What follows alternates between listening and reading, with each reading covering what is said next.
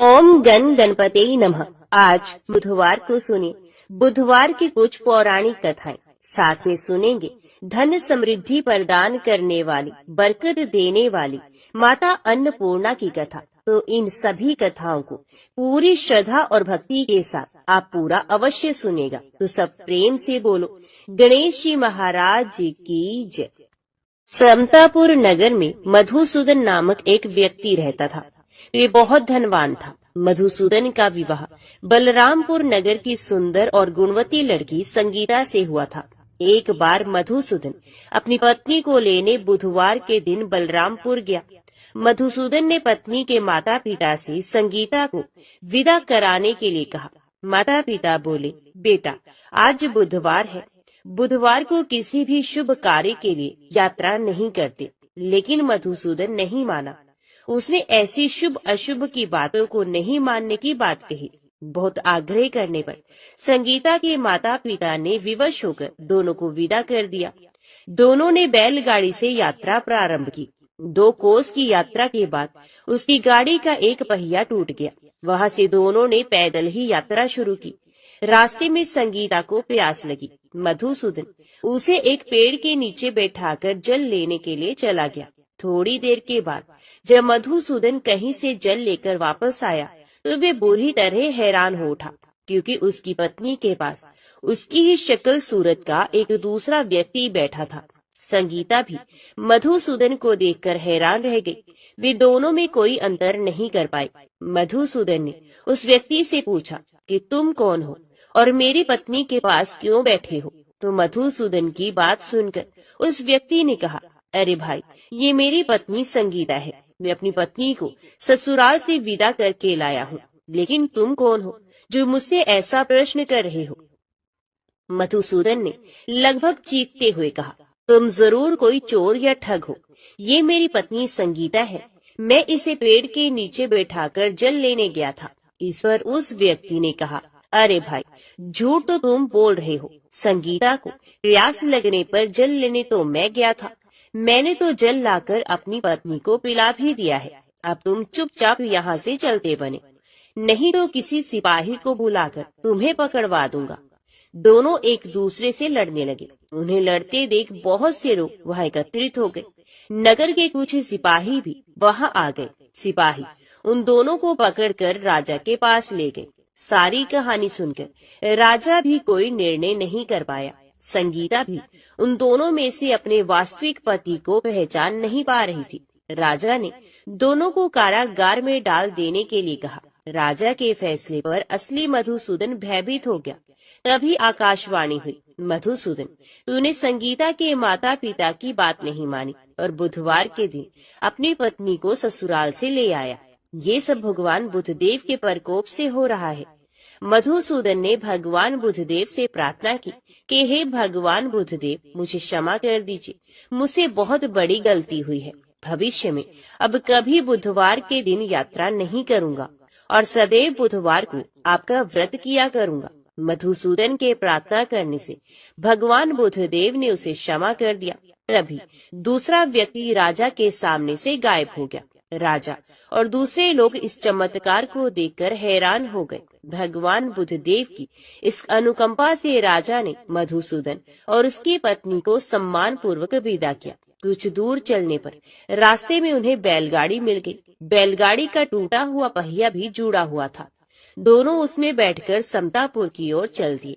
मधुसूदन और उसकी पत्नी संगीता दोनों बुधवार को व्रत करते हुए आनंद पूर्वक जीवन यापन करने लगे। भगवान बुधदेव की अनुकंपा से उनके घर में धन संपत्ति की वर्षा होने लगी। जल्दी ही उनके जीवन में खुशियां ही खुशियां भर गई। बुधवार का व्रत करने से स्त्री पुरुषों के जीवन में सभी मंगल कामनाएं पूरी होती हैं और व्रत करने वाले को बुधवार के दिन किसी आवश्यक काम से यात्रा करने पर कोई कष्ट भी नहीं होता। प्रेम से बोलो गणपति भगवान की जय। बहुत समय पहले की बात है। एक गांव में एक भाई और बहन रहते थे। भाई बहुत गरीब था पर उसकी बहन पैसे वाली थी। जब बहन की ननद का विवाह था तब बहन ने ना तो अपने भाई को विवाह में आने का निमंत्रण दिया और ना ही कोई चिट्ठी भेजी। भाई को बाहर वालों से पता चला कि उसकी बहन की ननद का विवाह है। भाई ने अपने गांव वालों को बताया। तब गांव वालों ने अपनी बहन से चुनरी, बिछिया और साड़ी जैसा जिनसे जो बन पड़ा कन्या के लिए दे दिया। भाई सारा सामान लेकर बहन के गांव पहुंचा। बहन के घर जाने पर बहन की देवरानी बोली, भाभी जी, आपके भाई आए हैं। तो बहन ने पूछा, कैसे आए हैं और क्या पहना है? तब देवरानी ने कहा, पैदल आए हैं और फटी पगड़ी फटी धोती पहने हैं। तो बहन बोली, मेरे ससुर हवेली के सामने दुकान में बैठे हैं, मुझे शर्म आती है। भाई को बोलो पीछे के दरवाजे से आए। भाई के आते ही बहन ने भाई को एक कमरे में बंद कर बाहर से ताला लगा दिया।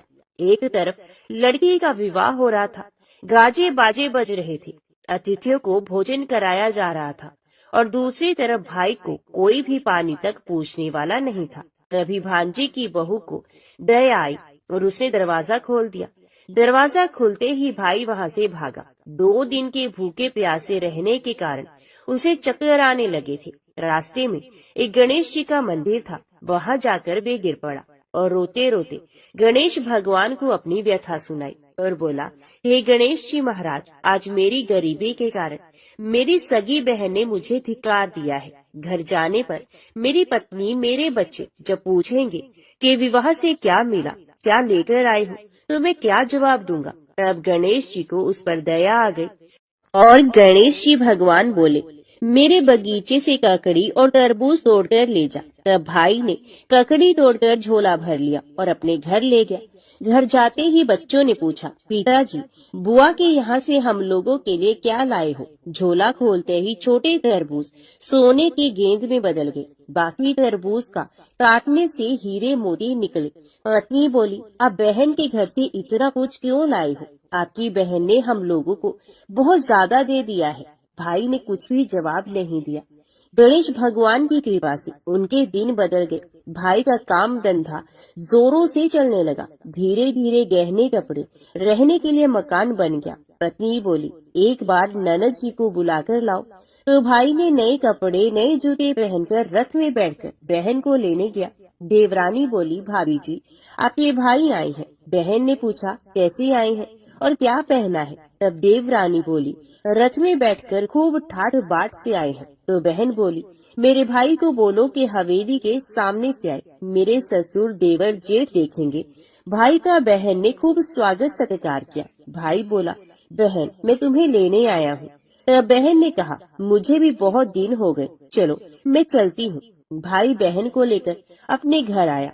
भाई और उसकी पत्नी ने बहन का खूब आदर सत्कार किया। जो चीजें मांगी सब बनवा कर दिया।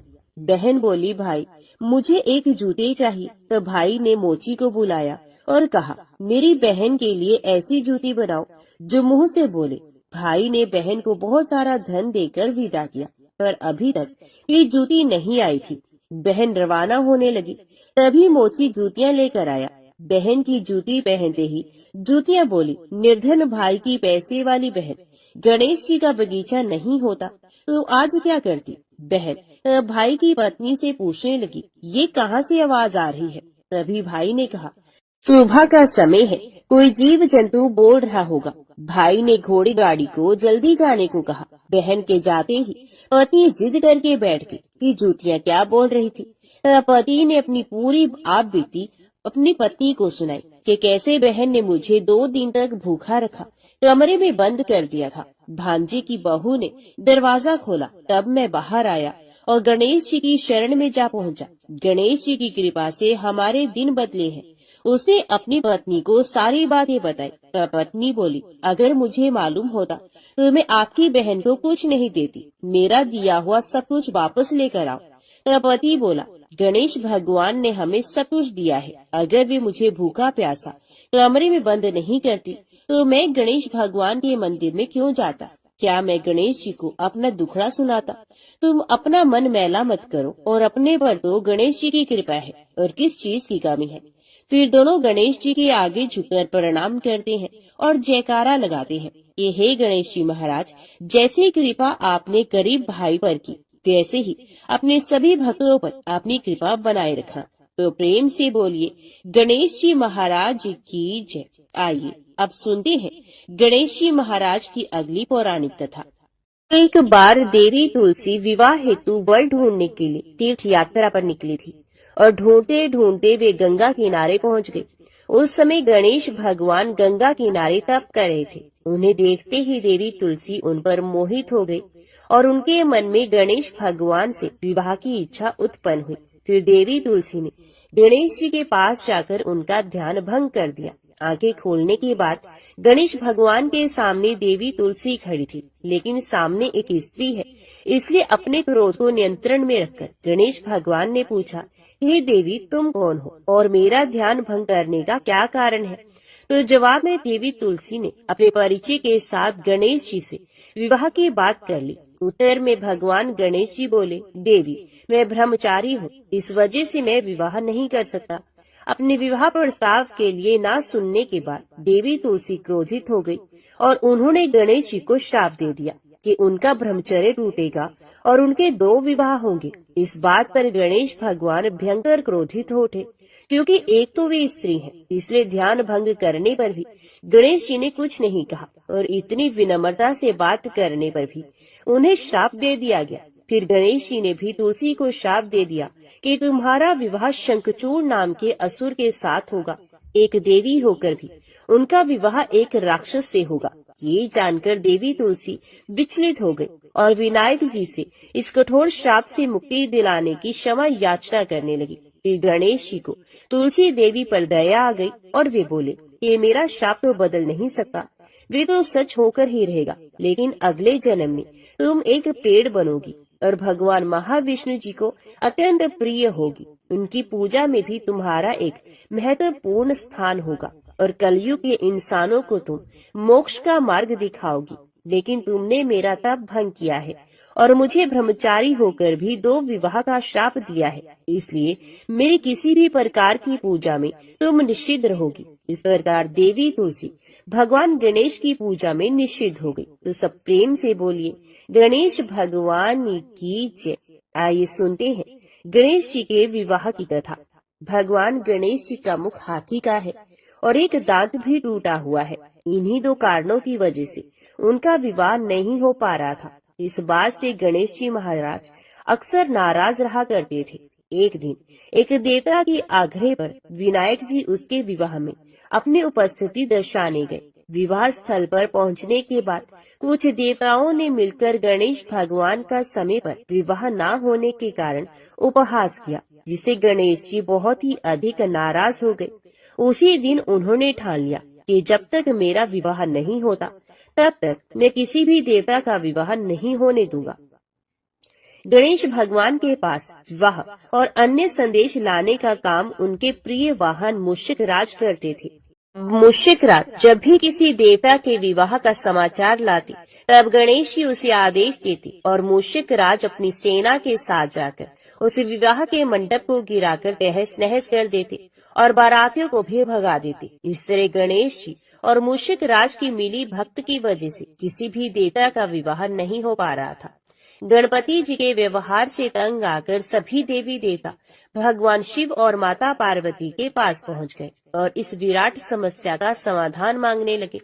भगवान शिव और माता पार्वती ने कहा कि इसका हल तो आपको केवल ब्रह्मदेव जी के पास ही मिल सकता है, कृपया करके अब ब्रह्मलोक को जाएं। तब माता पार्वती और महादेव जी को प्रणाम करके सभी देवी देवता ब्रह्मा जी के पास प्रकट हुए। देवताओं की समस्या को ठीक से सुनने के बाद ब्रह्मा जी ने अपनी योग शक्ति से 2 कन्याओं का निर्माण किया। कन्याओं का नाम था रिद्धि और सिद्धि। वे दोनों ब्रह्मा जी की मानस पुत्रियां थी। उन्हें लेकर ब्रह्मा जी गणेश महाराज के पास गए और उनसे अपनी पुत्रियों को ज्ञान एवं शिक्षा प्रदान करने का निवेदन करने लगे। ब्रह्मा जी का मान रखने के लिए एक दंत भगवान ने रिद्धि और सिद्धि को शिक्षा देना आरंभ किया और फिर उस दिन के बाद जब भी मूषिक राज किसी विवाह की खबर लेकर आते हैं, उस वक्त रिद्धि और सिद्धि गणेश जी को अपनी बातों में उलझाकर रखती हैं। इस तरह गणेश जी का ध्यान किसी और विषय पर रहता और दूसरी तरफ देवताओं का विवाह संपन्न हो जाता। एक दिन बुद्धि के देवता भगवान गणेश जी को ये बात समझ में आ गई, लेकिन उनके क्रोध में आने से पहले ही ब्रह्मदेव अपने दोनों पुत्रों के साथ वहां पर प्रकट हो गए। रिद्धि और सिद्धि को सामने देखते ही गणेश जी का क्रोध बढ़ने लगा, किंतु विनायक जी के मुख से कोई भी शब्द निकलने के पहले ही भगवान ब्रह्मदेव ने कहा कि हे गणेश जी, आपने स्वयं ही मेरी पुत्रियों को शिक्षा दी है और अब मुझे इन दोनों की विवाह योग्य कोई वर नहीं मिल रहा। मेरी आपसे विनती है कि आप ही रिद्धि और सिद्धि से विवाह करके मुझे धन्य कीजिए। परमपिता ब्रह्मा जी की शांत वाणी को सुनकर गणेश जी का क्रोध शांत हो गया और वे उस विवाह प्रस्ताव के लिए हंसी खुशी राजी हो गए। विवाह के बाद अपनी दोनों पत्नियों से उन्हें 2 पुत्र प्राप्त हुए, जिनका नाम रखा गया शुभ और लाभ। तो सब प्रेम से बोलिए, भगवान गणेश जी की जय। आइए अब सुनते हैं गणेश जी की पूजा पाठ में सुनी जाने वाली पौराणिक कथा। एक गांव में 2 माँ बेटी थी। बेटी माँ से बोली, गांव से सब लोग गणेश मेला देखने जा रहे हैं, मैं भी मेले में जाऊंगी। तो माँ बोली, वहाँ पर बहुत भीड़ होगी, कहीं गिर पड़ गई तो चोट लग जाएगी। बेटी ने माँ की बात नहीं मानी, तो माँ ने बेटी को 2 लड्डू और घंटी में पानी देकर कहा, एक लड्डू तो गणेश जी को खिलाकर पानी मिला देना, दूसरा लड्डू तुम खाकर बचा हुआ पानी पी लेना।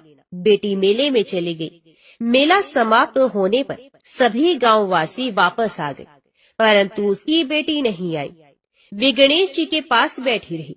एक लड्डू पानी गणेश जी तुम्हें, एक लड्डू पानी मुझे, इस तरह कहते हुए पूरी रात बीत गई।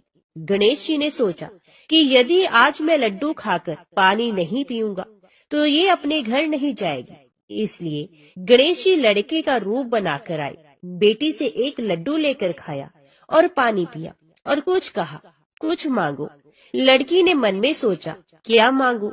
अन्न मांगू, धन मांगू, महल मांगू, सुहाग मांगू, खेत मांगू, बैल मांगू, बस इतना ही मांग लेती हूँ। गणेश जी उसके मन की बात जानकर बोले, अब अपने घर जाओ, जो तुमने मन में सोचा है वे सब तुझे मिल जाएगा। लड़की घर पहुंची तो माँ ने पूछा, इतनी देर कैसे हो गई? लड़की ने कहा, आपके कहे अनुसार मैं गणेश जी को लड्डू खिलाकर पानी पिलाकर आई हूँ।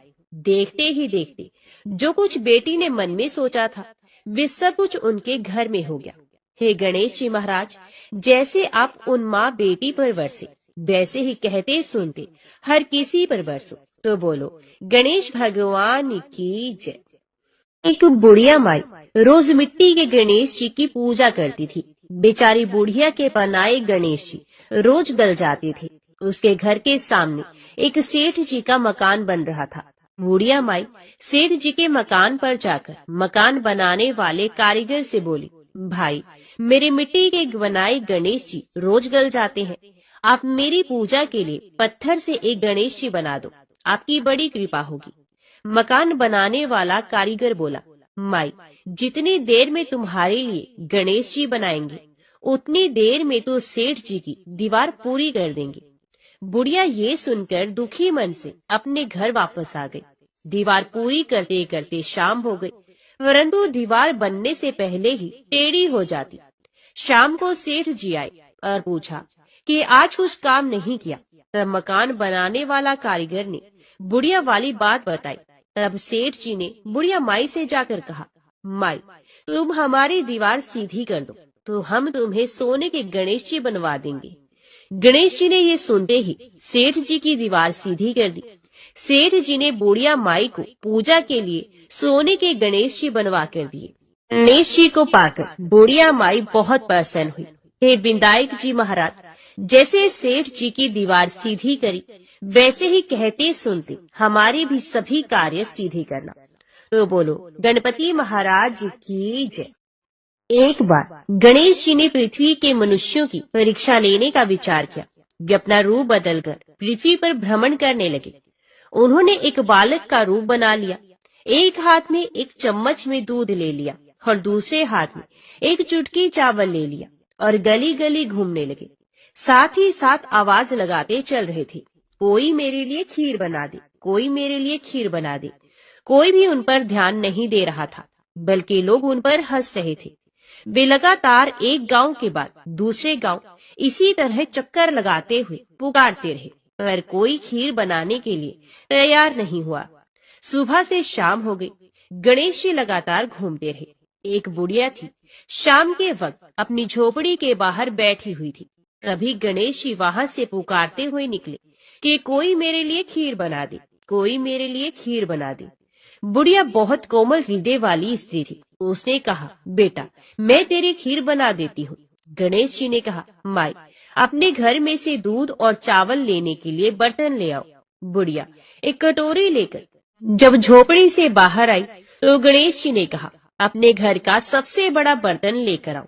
बुढ़िया को थोड़ी झुंझुलाहट हुई, पर उसने कहा, चलो बच्चे का मन रख लेती हूँ, और अंदर जाकर वे अपने घर से सबसे बड़ा पतीला लेकर बाहर आई। गणेश जी ने चम्मच में से दूध पतीले में उड़ेलना शुरू कर दिया। तब बुढ़िया के आश्चर्य की सीमा न रही जब उसने देखा दूध से पूरा पतीला भर गया है।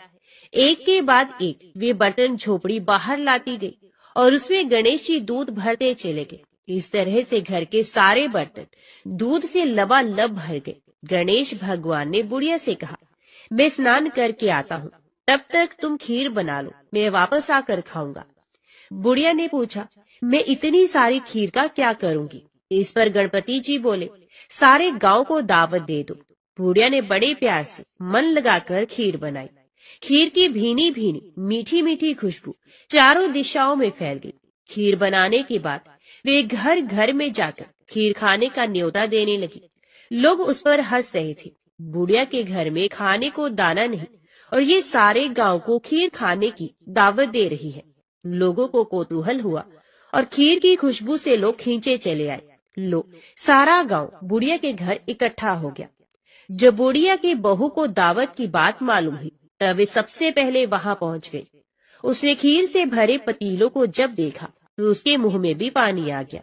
उसे बड़ी जोर से भूख लगी हुई थी। उसने एक कटोरी में खीर निकाली और दरवाजे के पीछे बैठकर खाने की तैयारी करने लगी। इसी बीच एक छींटा गिर गया और गणपति जी को भोग लग गया और वो प्रसन्न हो गए। अब पूरे गांव को खाने की दावत देकर बुढ़िया वापस अपने घर आई तो उसने देखा बालक वापस आ गया था। बुढ़िया ने कहा, बेटा खीर तैयार है, भोग लगा लो। गणपति जी बोले, माँ भोग तो लग चुका है, मेरा पेट पूरी तरह से भर गया है, मैं तृप्त हूँ, अब तू खा, अपने परिवार और गांव वालों को भी खिला। बुढ़िया ने कहा, ये तो बहुत ज्यादा है, सबका पेट भर जाएगा, इसके बाद भी ये बच जाएगी, उस बची खीर का मैं क्या करूँगी? इस पर गणेश जी बोले, उस बची खीर को रात में अपने घर के चारों कोनों में रख देना। और बुढ़िया ने ऐसा ही किया। अब सारा गांव जी भर कर खा चुका, तब भी ढेर सारी खीर बच गई। उसने उसके पात्रों को अपने घर के चारों तरफ रख दिया। सुबह उठकर उसने क्या देखा? पतीलों में खीर के स्थान पर हीरे, जवाहरात और मोती भरे पड़े हैं। वे बहुत खुश हुई। उसकी सारी दरिद्रता दूर हो गई और वे आराम से रहने लगी। उसने गणपति जी का एक भव्य मंदिर बनवाया और साथ में एक बड़ा सा तालाब भी खुदवाया। इस तरह उसका नाम दूर दूर तक प्रसिद्ध हो गया। उस जगह वार्षिक मेले लगने लगे। लोग गणेश जी की कृपा प्राप्त करने के लिए उस स्थान पर पूजा करने और मान्यताएं मनाने के लिए आने लगे। गणेश जी सबकी मनोकामनाएं पूरी करने लगे। सब प्रेम से बोलो, गणपति भगवान की जय। आइए सुनते हैं अन्न धन बरकत देने वाली देवी अन्नपूर्णा की कथा। एक समय की बात है, काशी निवासी धनंजय की पत्नी का नाम सुलक्षणा था। उसे अन्य सब सुख प्राप्त थे, केवल निर्धनता ही उसके दुख का कारण था। ये दुख उसे हर समय सताता रहता था। एक दिन सुलक्षणा अपने पति से बोलती है, स्वामी आप कुछ उद्यम करो तो काम चले, इस प्रकार कब तक काम चलेगा? सुलक्षणा की बात धनंजय के मन में बैठ गई और वह उसी दिन विश्वनाथ शंकर जी को प्रसन्न करने के लिए बैठ गया और कहने लगा, हे देवाधिदेव विश्वेश्वर, मुझे पूजा पाठ कुछ भी नहीं आता, केवल तुम्हारे भरोसे बैठा हूँ। इतनी विनती करके वे 2-3 दिन तक भूखा प्यासा वहीं पर बैठा रहा। ये देखकर भगवान शंकर ने उसके कान में अन्नपूर्णा 3 बार कहा। ये कौन क्या कह गया? इसी सोच में धनंजय रह गया कि मंदिर में आते ब्राह्मणों को देखकर वे पूछने लगा, पंडित जी, अन्नपूर्णा कौन है? तब ब्राह्मणों ने उसे कहा कि तूने अन्न छोड़ दिया है, सो तू अन्न की ही बात करता है। जा, घर जाकर अन्न ग्रहण कर। धनंजय घर चला गया और अपनी पत्नी से सारी बात कह सुनाई। तो उसकी पत्नी बोली, आप चिंता मत कीजिए, स्वयं शंकर जी ने इस मंत्र को दिया है, वे स्वयं ही इस मंत्र का खुलासा भी करेंगे। आप फिर जाकर उनकी आराधना करो। धनंजय फिर से जैसा का तैसा पूजा में बैठ गया। रात्रि में शंकर जी ने उसे आज्ञा दी और कहा कि तू पूर्व दिशा में चला जा। ये अन्नपूर्णा का नाम जपते हुए और रास्ते में फल खाते हुए रणों का पानी पीता जाता। और इसी प्रकार कितने ही दिनों तक धनंजय चलता गया। वहां उसे चांदी से चमकती वन की शोभा देखने में आई और उसे सुंदर सरोवर भी दिखाई दिया। उसके किनारे कितनी ही अप्सराएं आई, झुंड बनाए बैठी थी, एक कथा कहती थी और सब माँ अन्नपूर्णा इस प्रकार बार बार नाम जपती थी। ये अघन मास की उजाली रात्रि थी और आज से ही व्रत का आरंभ हुआ था। जिस शब्द की खोज में धनंजय निकला था वे उसे वहां सुनने को मिला। धनंजय ने उन देवियों के पास जाकर पूछा कि हे देवियों, आप ये क्या कर रही हो? तब उन सब ने कहा कि हम सब माँ अन्नपूर्णा का व्रत करती हैं। पूजा क्या होता है, ये किसी ने किया है, इसे कब किया जाता है, कैसे किया जाता है और इसकी विधि क्या है, मुझे भी कहो। तो वे कहने लगी, इस व्रत को हर कोई कर सकता है। 21 दिन के लिए 21 गांठ का सूत लेना चाहिए। 21 दिन अगर ना बने तो एक दिन उपवास करें। ये भी ना बने तो केवल कथा सुनकर प्रसाद ग्रहण करना चाहिए। निराहार रहकर कथा को सुने तथा सुनाने वाला अगर कोई भी ना मिले तो पीपल के पत्तों को रखकर सुपारी या घृत कुमारी को सामने रखकर दीपक को साक्षी करके सूर्य, गाय, तुलसी या महादेव को बिना कथा सुने मुख में दाना ना डाले। यदि भूल से कुछ पड़ भी जाए तो एक दिन फिर से उपवास कर ले। व्रत के दिन बिल्कुल भी क्रोध न करे और झूठ भी न बोले। धनंजय बोला, इस व्रत के करने से क्या होगा? तो वे कहने लगी, इसके करने से अंधों को नेत्र मिलते हैं, लोलों को हाथ मिलते हैं, निर्धन के घर धन आता है, बांझ को संतान मिलती है, मूर्ख को बुद्धि मिलती है। तो जिस कामना से व्रत किया जाए माँ उसकी इच्छा को पूर्ण करती है। वे कहने लगा, बहनों, मेरे घर भी धन नहीं है, विद्या नहीं है, कुछ भी नहीं है, तो दुखिया ब्राह्मण हूँ, मुझे इस व्रत का सूत दोगी? तब उन्होंने कहा, हाँ भाई, तेरा कल्याण हो, मैं तुझे सूत दे देती हूँ। इस व्रत का सूत्र लेकर धनंजय ने व्रत किया। व्रत पूरा भी हुआ। तभी सरोवर में से 21 खंड की स्वर्ण सीढ़ी हीरा मोती जड़ी हुई प्रकट हुई। धनंजय जय माँ अन्नपूर्णा, जय अन्नपूर्णा माँ कहता जाता। इस प्रकार वे कितनी ही सीढ़ियां उतर गया तो देखा कि करोड़ों सूर्यों से प्रकाशमान अन्नपूर्णा माता का मंदिर है। उसके सामने स्वर्ण सिंहासन पर माता अन्नपूर्णा विराजमान है और उनके सामने भिक्षा हेतु भगवान शंकर खड़े हैं। देवांगनाएं चवल डुला रही हैं, इतनी ही हथियार बांधे पहरा दे रही हैं। धनंजय दौड़कर जगदम्बा माँ के चरणों में गिर गया। देवी उसके मन का कलेश जान गई और धनंजय कहने लगा, माता आप तो अंतर्यामी हो, आपको अपनी दशा में क्या बताऊं? माता बोली, मेरा व्रत किया है, जा, संसार तेरा सत्कार करेगा। माता ने धनंजय की जीवा पर बीज मंत्र लिख दिया। अब उसके रोम रोम में विद्या प्रकट हो गई। माँ का वरदान लेकर धनंजय घर आया। सुलक्षणा से सभी बातें कह सुनाई। माता जी की कृपा से उसके घर में संपत्ति आने लगी। छोटा सा घर बहुत बड़ा बन गया और उसके घर अनेक सगे संबंधियों ने आकर उसकी बड़ाई भी की और उससे कहा कि इतना धन और इतना बड़ा घर होने पर अगर संतान नहीं है तो इस कमाई का भोग कौन करेगा? सुलक्षणा से संतान नहीं है, इसलिए तो दूसरा विवाह कर लो।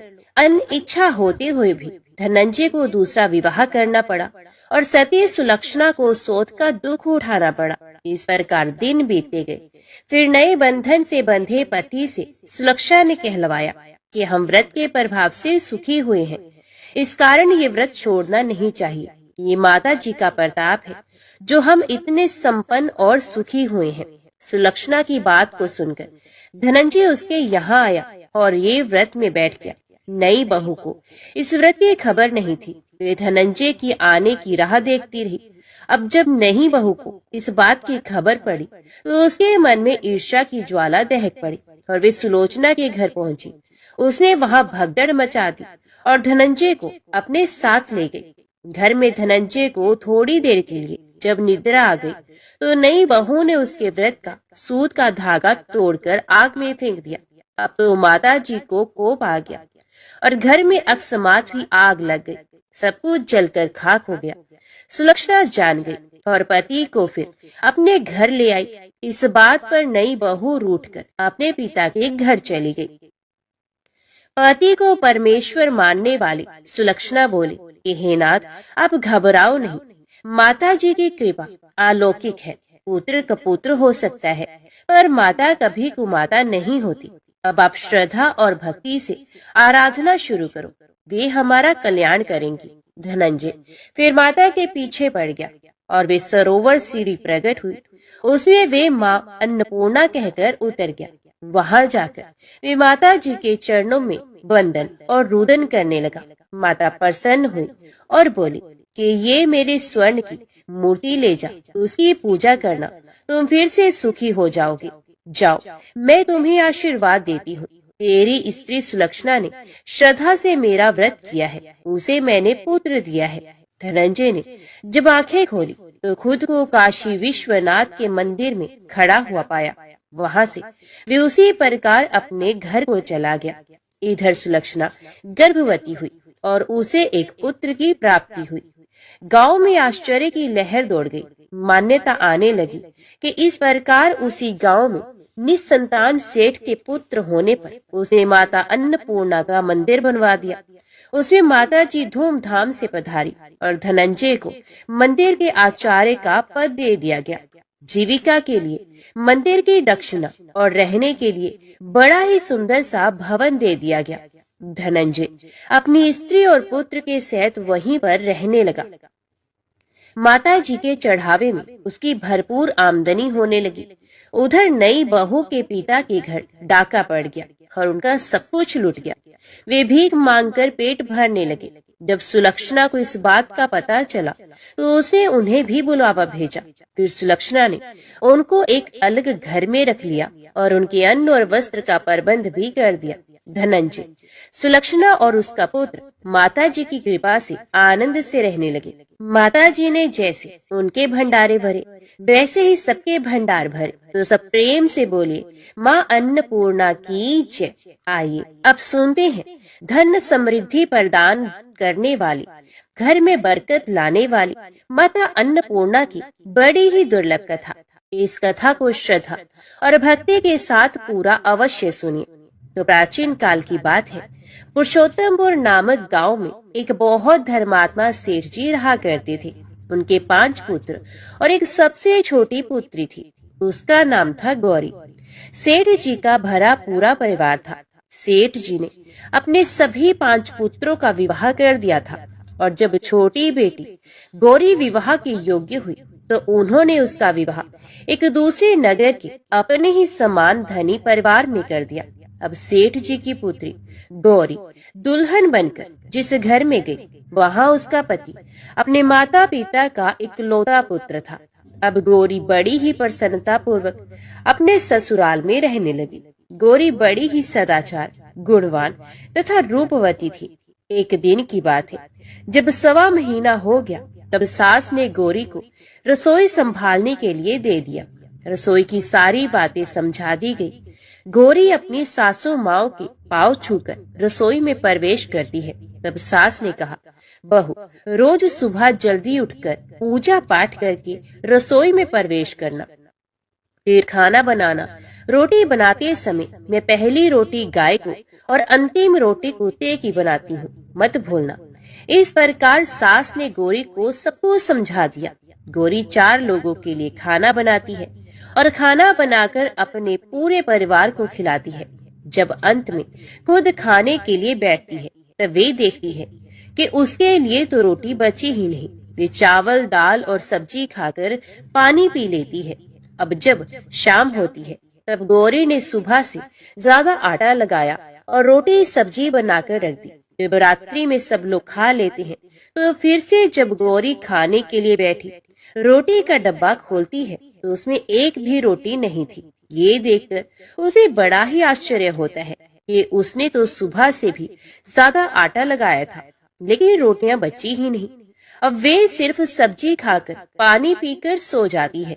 अगले दिन फिर उसे कल से 2 गुना ज्यादा आटा लगाया और रोटियां बनाई, लेकिन फिर से उसे रोटी नहीं मिली। सभी रोटियां खत्म हो गई थी।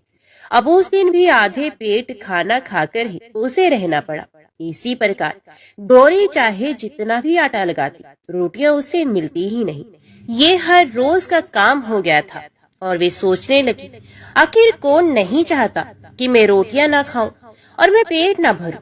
गौरी इस आस में आटा ज्यादा लगाती कि किसी न किसी दिन तो उसे रोटियां अवश्य मिलेंगी, किंतु ऐसा हुआ ही नहीं।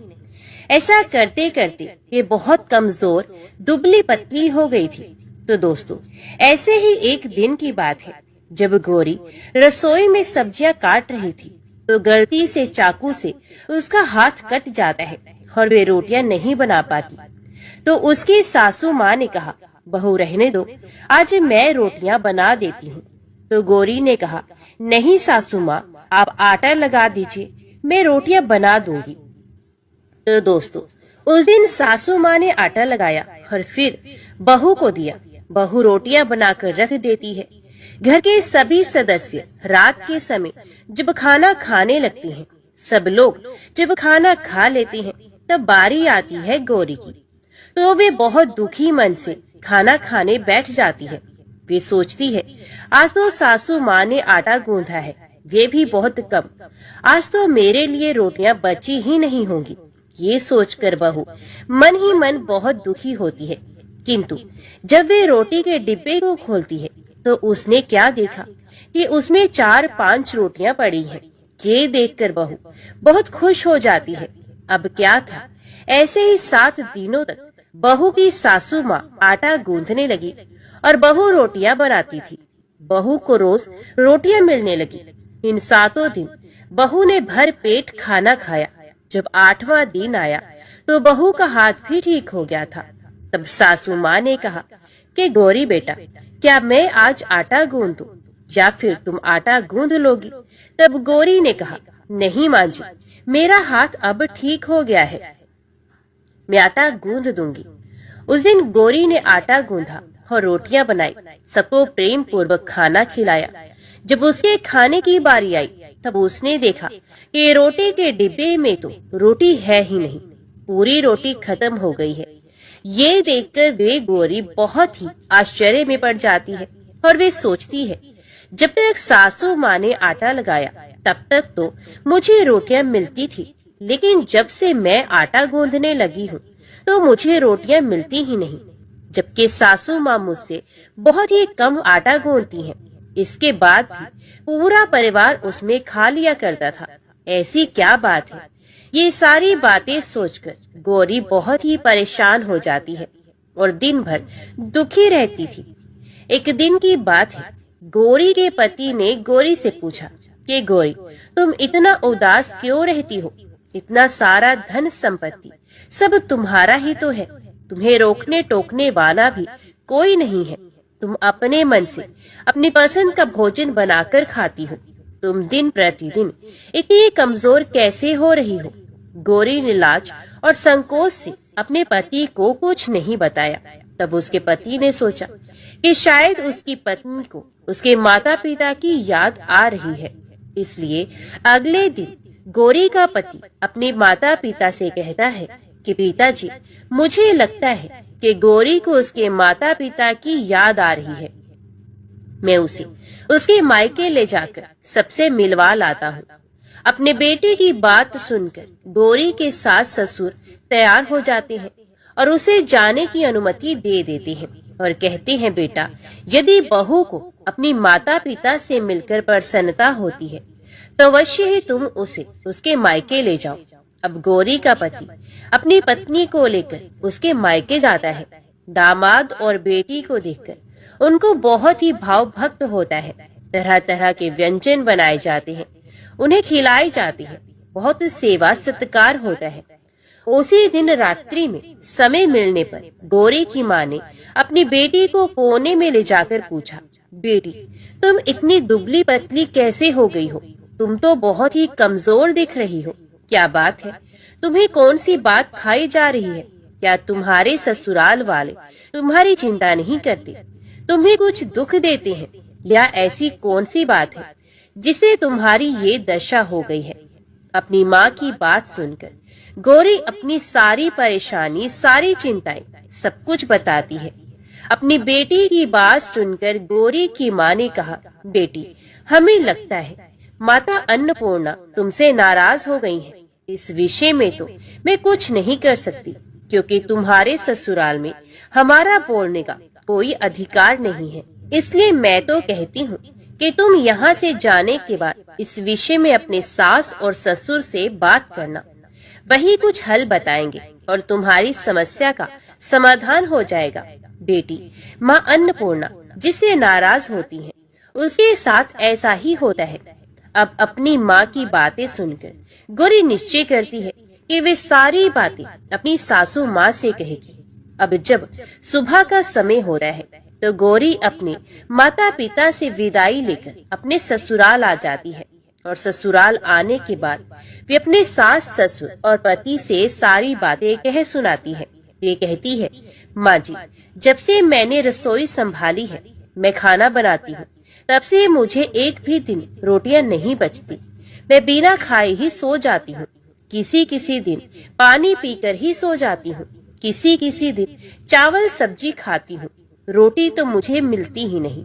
और माँ जी, आपको याद है मेरा हाथ कटा था, तब आप उस समय आटा गूंथा करती थी और वे भी बहुत कम, फिर भी मेरे लिए रोटियां बच जाती थी और मैं भर पेट खाना खाती थी। लेकिन अब जब मेरे हाथ का घाव ठीक हो गया, तब से मैं फिर से आटा गूंथने लगी और रोटियां बनाने लगी। अब मेरे लिए फिर से रोटियां बचती ही नहीं, आधे पेट ही खाना खाती हूँ। अपनी बहू की बातें सुनकर सास को सब कुछ समझ में आ गया। उसने कहा, बहू, ये शायद मेरी ही गलती है। मैंने तुम्हें सब कुछ बताया, सब कुछ सिखाया, लेकिन एक बात तो बताना भूल ही गई। ऐसा कहकर सास अपनी बहू का हाथ पकड़ गौरी को रसोई में ले जाती है। एक परात में आटा निकालकर उस आटे को अच्छे से गूंथते हैं। गूंथने के बाद उस गूंधे हुए आटे पर अपनी उंगलियों की 5 छाप लगा देती है और कहती है कि बहू, ये माँ अन्नपूर्णा का छाप होता है, उनका चिन्ह माना जाता है। आटा लगाने के बाद कोई भी स्त्री इस तरह छाप लगाती है तो उसके घर में बरकत होती है। इसका अर्थ ये है कि माँ अन्नपूर्णा की कृपा सभी परिवार वालों पर बरसे और कोई भी सदस्य भूखे पेट ना सोए। बहू, मैं तुम्हें ऐसा बताना भूल गई। तुम आटा लगाते वक्त आटे पर अपनी 5 उंगलियों का छाप छोड़ देना और माँ अन्नपूर्णा तुम्हारे ऊपर अवश्य ही कृपा करेंगी। तुम कभी भी खाली पेट, भूखे पेट नहीं सोगी। ये बरकत का चिन्ह होता है। और अब अपनी सासू माँ की बात सुनकर बहू हर रोज आटा गूंथती और फिर उस पर अपनी 5 उंगलियों की छाप छोड़ देती है और फिर रोटियां बनाती है। अब बहू को हर रोज रोटियां मिलने लगी। ये भर पेट भोजन करने लगी और स्वस्थ भी हो गई। माँ अन्नपूर्णा की कृपा उस पर बरसने लगी। उसके हाथ में माँ अन्नपूर्णा का वास हो गया। घर पर कोई भी सदस्य भूखा नहीं रहता और जो कोई मेहमान आता या कोई भी भीख मांगने के लिए भिक्षुक आता, उसे भी वे खाना खिलाकर ही घर से विदा करती। इस प्रकार बहू के ऐसा करने से उसके घर में बरकत होने लगी, अन्न की वर्षा होने लगी। तो प्रिय भक्त जनों, आटे को गूंथ कर उस पर 5 उंगलियों का छाप लगाना हमारी पुरानी परंपरा है। ये माता लक्ष्मी जी और माता अन्नपूर्णा का चिन्ह माना जाता है। ऐसा करने से माता अन्नपूर्णा सदा प्रसन्न रहती हैं और घर वालों पर अपनी कृपा दृष्टि बनाए रखती हैं। हमारे पूर्वजों से लेकर अब तक ये परंपरा चली आ रही है। सभी माताएं, सभी बहनें अपनी 5 उंगलियों की छाप आटे पर अवश्य ही लगाती हैं और मां अन्नपूर्णा से प्रार्थना करती हैं कि सबका पेट भरना, सबका कल्याण करना और घर में अन्न धन की वर्षा करना। तो सब प्रेम से बोलिए, माता अन्नपूर्णा की जय।